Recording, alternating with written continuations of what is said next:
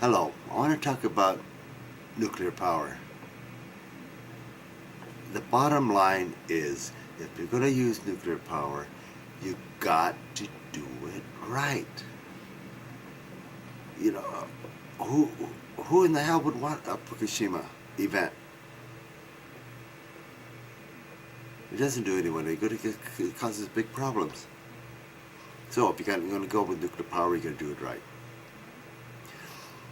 Let's look at the fuels.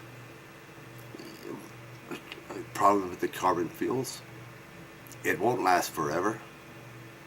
There's foreign dependency, and for those who believe in science, you can see that, well, there's also the global warming. Yeah, I know the right says drill, drill, drill, but it means our reserves, which are small compared to the reserves of other countries, will be run through quicker, and then you're going to be out of it, and you're going to have to replace it.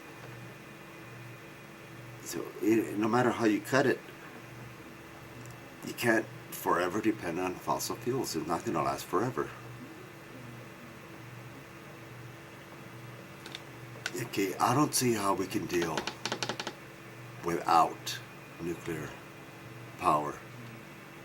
And mind you, I'm an environmentalist. The best estimates that, if you include the potential of geothermal, is about 50%. That it can supply half of our usage. Yeah, sure. We could cut electrical usage in half, but how realistic is that? I mean, I'm doubtful. Here in California, we've held per capita, that is per person, electrical usage steady, flat for the past 30 years, while the rest of the country has gone up 40%. And given, all the political factors involved, that is the best California has done. Holding the line. Can you imagine the battle it would take to cut it in half? I'm sorry, I'm doubtful. We've been preaching about mass transit since the 60s, and people drive more than ever. In my town, the buses mostly are mostly empty. This is probably typical most times. Yeah, sure. Of course, you got some places like New York City or like San Francisco, just over the mountains. Where the population is very dense, and it's just practical to take mass transit instead of to drive. And if you ever try to find a parking space over in San Francisco, you would know. But for most of the country, it's like fuel standards.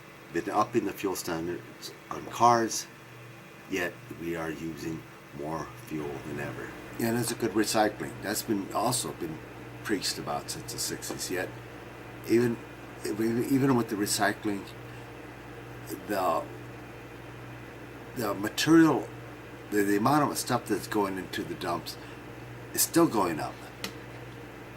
The best estimates is, if you include geothermal, is that the alternative fuels could supply half our current needs. And being that's doubtful to happen, I don't see how we could realistically expect that we could make it with alternative fuels without the assistance of nuclear power.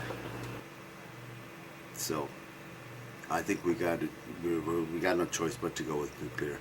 But regardless of your stance in nuclear, it's you got to do it right. You got to do it right. So to do it right, there has to be a review, a comprehensive review from A to Z, from prospecting to disposal, a so-called Apollo project. If there's something that's overlooked, like here in California, landslides, mudslides, rock slides, you take that into account. You just, from A to Z, you do an Apollo project review, and hopefully the wrong thinkers won't interfere with that process. Otherwise, you're going to get halfway solutions. So, if you're going to use nuclear power, you got to do it right. I don't see how anyone could argue against that.